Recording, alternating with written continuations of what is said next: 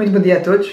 O meu nome é Diogo Veríssimo, sou investigador pós-doutoral na Universidade de Oxford, no Reino Unido, onde trabalho essencialmente no design e avaliação de impacto de intervenções que têm como objetivo influenciar o comportamento humano e particularmente comportamentos humanos que estão ligados à gestão dos recursos naturais. Hoje queria falar-vos um pouco sobre o marketing social como estratégia de conservação, e esta apresentação vai ter essencialmente três partes. A primeira, onde vou falar um pouco sobre a ligação entre o comportamento humano e a gestão de biodiversidade. A segunda parte, ligada à evolução que tem havido dentro do campo da disciplina do marketing, entre o lado comercial e agora o lado social. E a terceira parte, ligada ao que tem o marketing para oferecer aos biólogos da conservação. Então, em relação à primeira parte, não é uma surpresa para ninguém que vivemos agora num período que já muitos chamam de antropoceno, isto porque a nossa influência se faz sentir um pouco por todo o lado, desde o canto mais recôndito do Oceano Pacífico à Amazónia, ao Polo Norte, Polo Sul, por todo o lado a nossa influência se faz sentir. E claro, é por isso mesmo não é de estranhar que quando olhamos para as ameaças à biodiversidade, em larga escala, coisas como espécies invasoras, coisas como a poluição, perda de habitat, todas estas coisas são realmente resultado de padrões comportamentais humanos, das nossas escolhas em termos de padrões de consumo, escolhas que fazemos todos os dias, e esta ligação é, portanto, bastante direta e isto não é algo que os conservacionistas não conheçam, e ao longo dos últimos 30, 40 anos tem havido muitos esforços, nomeadamente à volta da educação, não é? Educação ambiental, educação para a conservação, diferentes abordagens, mas muito dentro deste conceito, este paradigma educativo, não é? Tem havido bastantes esforços para tentar influenciar o comportamento humano e tentar fazer com que haja mais um comportamento mais sustentável, não é? Do nosso lado. Agora, o problema e o desafio, pelo menos da forma como eu vejo, é que existem realmente bastantes limitações em termos do número de pessoas que podemos atingir ou que podemos realmente influenciar usando este tipo de estratégia. Isto é porque a educação, este paradigma educativo, baseia-se bastante na ideia de que com o aumento da informação traz uma mudança de atitude, e esta mudança de atitude, por sua vez, irá, portanto, levar a uma mudança comportamental. O problema é que, claro, isto só é verdade para um grupo relativamente restrito de pessoas, que são aquelas pessoas que já estão despertas para a necessidade de mudar, já estão disponíveis para mudar, e, portanto, que estão no ponto certo, não é? Que só precisam de uma pequena ajuda, de um pequeno empurrãozinho, para realmente chegar a ser possível essa mudança comportamental. A maior parte das pessoas na sociedade em que vivemos não está realmente nesse grupo, e alguns até estão num grupo completamente oposto, que são aqueles em que, mesmo sem uma série de obrigações legais, que sejam obrigatórias, não é? Que não haverá maneira de conseguir mudar o seu comportamento. Mas a maioria, portanto, está no meio destes dois extremos, e são pessoas que podem já ter alguma noção da problemática ambiental, podem ter alguma ideia de como é que o seu comportamento realmente tem impactos ambientais, mas precisam realmente daquela persuasão para conseguirmos atingir uma mudança sustentável do comportamento. E eu acho que é nessa parte da persuasão, nessa dimensão, que o marketing realmente é uma ferramenta interessante. O marketing, claro, historicamente, não é? É uma ferramenta que vem do campo empresarial, que vem do campo da indústria, e, portanto, nos últimos 100 anos recolheu bastante informação sobre a melhor forma de influenciar o comportamento humano. Obviamente que é claro que durante estes 100 anos algumas vezes foi feita a aplicação do marketing de uma forma, ou deste conhecimento, não é? De uma forma pouco ética, e claro, muitas vezes, ainda agora, muitas vezes relacionamos o marketing com práticas que sejam pouco éticas, no fundo, não é? Que não beneficiam as populações-alvo com quem estamos a comunicar. Mas eu queria também salientar que o marketing, tal como muitas outras ferramentas, é uma ferramenta que é tão ética ou tão pouco ética como as pessoas que as usam, ou seja, a ferramenta em si não é nem ética nem pouco ética, é apenas uma ferramenta. E mesmo até, talvez seja importante salientar que aqui na área da conservação da natureza também se utiliza bastante o marketing, embora que seja uma utilização muito mais focada ao nível institucional. E se forem, por exemplo, para o caso da WWF, que é uma instituição que tem uma das marcas mais conhecidas por todo o mundo, utiliza o marketing muito bem, mas a um nível institucional e não a um nível para promover a missão mesmo da organização, mas mais para promover a organização em si. E eu acho que é importante refletirmos um pouquinho nisso. E claro, aqui neste caso, não é, o logotipo do Panda, por exemplo, não foi seguramente escolhido ao acaso, e penso que nenhuma das outras alternativas que estão aqui, que eu apresento aqui na apresentação, no meu slide, teriam tido tanto impacto. Agora, em termos em paralelo a isto, tem também havido uma evolução dentro do próprio campo do marketing, um movimento mais da parte comercial para a parte social. E antes de começar a dar-vos um pouco mais de pormenor sobre esta mudança, quero começar também por definir o que é marketing. Quando falamos disto do marketing, estamos a falar exatamente do quê, não é? Em termos conceituais, o marketing é essencialmente uma troca. É uma troca entre dois grupos. Quando estamos num contexto comercial, são compradores e vendedores, não é? Que normalmente trocam produtos e serviços de um lado e dinheiro do outro, não é? Quando vamos a uma loja, basicamente o que fazemos é uma troca, dinheiro por o produto ou pelo serviço, e pronto, e é uma troca essencialmente. Mas isto, claro, que podemos também olhar para isto de uma forma mais geral, mais conceptual, não é? E pensar que é só uma troca entre dois grupos, basicamente. Um grupo que recebe, um grupo que entrega, mas que há uma troca de algo de valor. Pode ou não ser monetário, não é?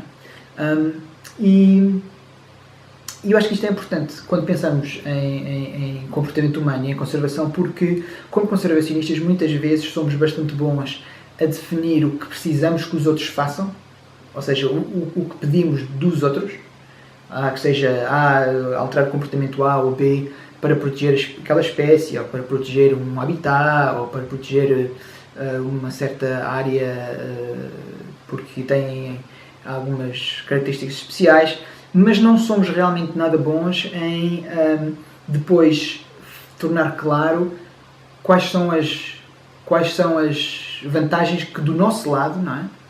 Estamos a entregar em troca, não é? Se isto é realmente uma troca e nós estamos a dizer gostaria que mudasse o seu comportamento de A para B por causa disto, o que é que estamos a dar de troca? Quando estamos a falar de troca com a nossa audiência, com o nosso grupo, o grupo-alvo com que estamos a comunicar, qual é a troca que estamos a fazer, não é? Com eles. Eu acho que isso é importante para não cairmos na tentação de só pedir aos outros para que do lado deles não haja uma mudança, mas sem depois fazer claro qual é a vantagem, não é? Qual é a vantagem? Porque é que realmente aquele grupo devia mudar da forma que estamos a indicar, não é? Porque é que deveriam fazer isso? E portanto acho que isso é uma coisa que é importante termos em mente. Agora, o marketing no campo social, esta é uma definição geral, geralmente aceita, e é basicamente utilizar conceitos e princípios de marketing com o objetivo de influenciar comportamentos quer individuais, quer de grupo, de forma a beneficiar o indivíduo e a sociedade em geral. E isto é importante, só para dizer que quando estamos a falar de marketing social, tem sempre de haver um benefício, mesmo que indireto, tanto para o indivíduo como para a sociedade.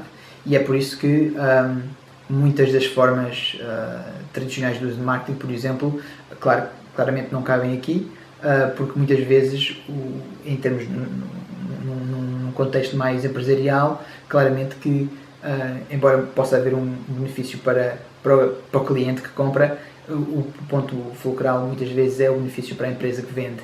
E neste caso, claro, não. Aqui o benefício, o foco é o benefício para o indivíduo, mas também para a sociedade em geral. E isto, claro, pode ser indiretamente, não é? Claro, através de coisas como serviços de ecossistemas, como tudo isso, mas tem de estar presente. Em termos desta história, como nasceu o marketing social, basicamente nasceu na década de 80, mais ou menos, teve origem nos Estados Unidos, como conceito, mas depois difundiu-se rapidamente para outros lados do planeta e até começou a ser implementado, até antes do nome ser inventado, em sítios como a Índia, por exemplo, quando se fala de planeamento familiar e de saúde sexual, e na Austrália, por exemplo, quando se fala de antitabagismo, não é? Campanhas para a prevenção do consumo de tabaco.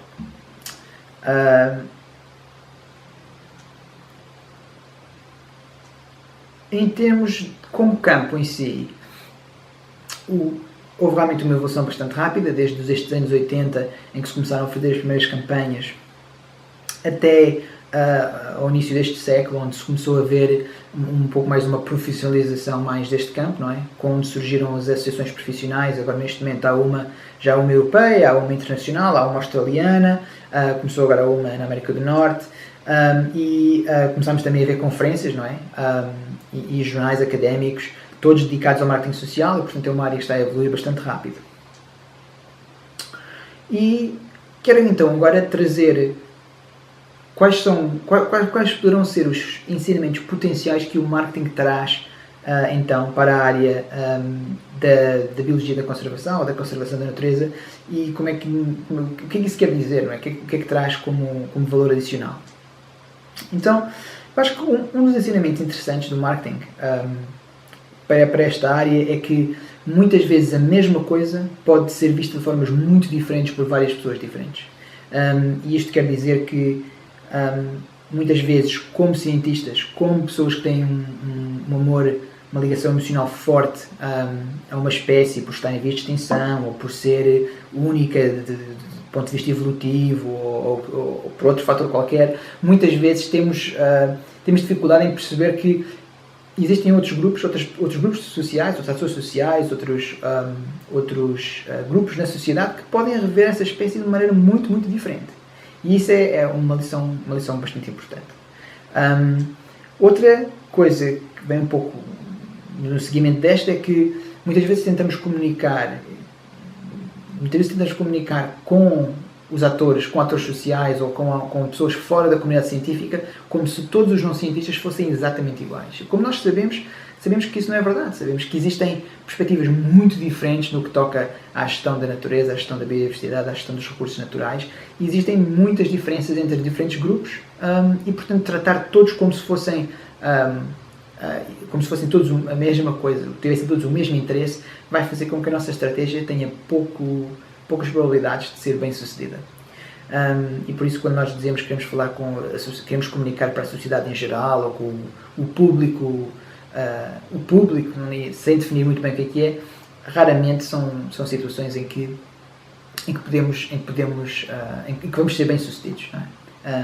Temos então de tentar perceber quais são os diferentes grupos, por um lado, e por outro lado, depois tentar perceber quais são as diferentes relações destes grupos com os recursos naturais que estamos a estudar.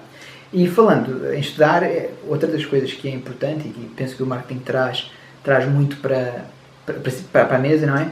É a necessidade de haver pesquisa e investigação constante em termos das ciências sociais e humanas, para ter um conhecimento do que é do nosso público-alvo, de como comunicar melhor com o nosso público-alvo. E uma das coisas interessantes que o marketing traz é o facto de não estar, sendo uma disciplina que não é uma disciplina académica pura, como, por exemplo, a psicologia, a sociologia, a economia, sendo uma disciplina aplicada, depois pode então realmente utilizar ferramentas de diversos campos, desde a psicologia, a antropologia, como vem aqui no slide, até às neurociências. Todos esses campos são campos que estão abertos e que podemos explorar como pessoas interessadas no marketing, e podemos utilizar então essa diversidade de ferramentas para poder perceber um pouco melhor qual é que é o contexto em termos humanos, em termos humanos, não é? da situação que estamos a estudar, em que estamos a trabalhar. Por outro lado, outro fator interessante no marketing, outra situação que tem bastante ênfase é a importância de saber o que realmente funciona e o que não funciona. E isto pode parecer um bocado óbvio, mas a verdade é que muitas vezes em conservação, quando aplicamos intervenções para influenciar o comportamento, muitas vezes acabamos por depois não ter uma noção muito exata de realmente se funcionou a intervenção, se não, se está a haver uma mudança de comportamento. Muitas vezes também temos esta noção de que mas isto é impossível de mudar, temos de esperar 100 anos até haver uma mudança de comportamento. Não é de todo verdade. Muitas vezes, sim, existem comportamentos que demoram bastante tempo a serem mudados, mas existem situações onde há mudanças de comportamento também bastante relativamente rápidas, não é? Em questão de 4, 5 anos, 4, 5, 6, 10 anos, muitas vezes existem mudanças de comportamento que são passíveis de serem investigadas, não é? Da mesma forma como investigamos fenómenos ecológicos, não é? E então este ênfase na avaliação do impacto é realmente importante do ponto de vista da aprendizagem, não é? Porque claro que só conseguiremos ser cada vez melhores na nossa capacidade de influenciar o comportamento humano se realmente tivermos esta habilidade de aprender com os nossos erros, primeiro, mas depois também com os sucessos e com as coisas que funcionaram bem logo à primeira.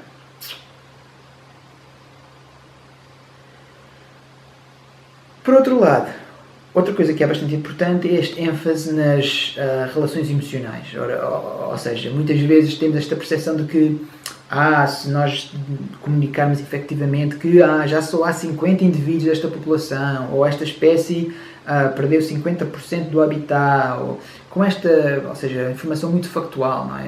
Com muita informação, e isso é realmente o que vai fazer com que haja mudança de comportamento. Mas a verdade é que muitas vezes nós temos, a nossa mudança de comportamento é despertada ou é iniciada muito mais com uma conexão, uma ligação emocional do que com argumentos muito racionais. E isto é uma coisa que nós temos de estar despertos para esta realidade, e mesmo sendo cientistas, não é? E portanto que muitas vezes tentamos manter as emoções um pouco fora do nosso trabalho e temos de ser o mais neutros e o mais neutros, creio mesmo, possível, não é? Neste campo, em termos de comunicação efetiva e do marketing, acho que é importante termos uma noção de que o lado emocional é sem dúvida mais importante e portanto é crítico que haja uma ligação emocional, uma ligação afetiva entre aquela biodiversidade, aquela natureza que queremos que seja conservada e os grupos de pessoas que são realmente críticos para que esta conservação aconteça no terreno, não é? E quanto mais tempo nós demoramos a perceber isso, mais tempo mais difícil vai ser nós conseguirmos realmente atingir as nossas metas, não é?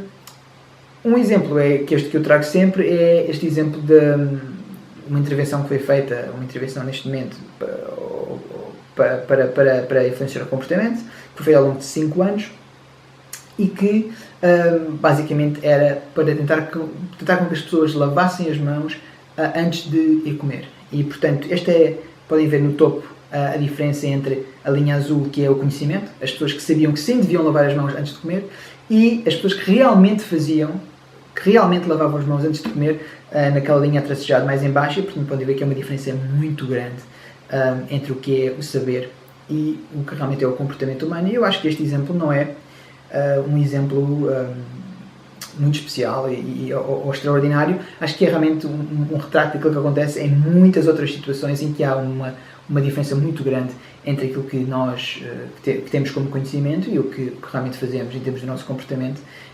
Eu acho que esta grande diferença muitas vezes se explica com uma falta de uma ligação emocional ou uma razão afetiva, não é? Para realmente haver esta mudança de comportamento.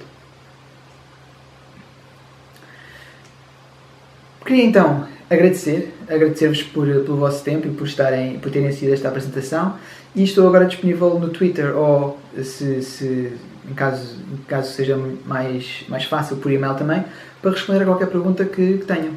Muito obrigado então, e o resto de boa conferência.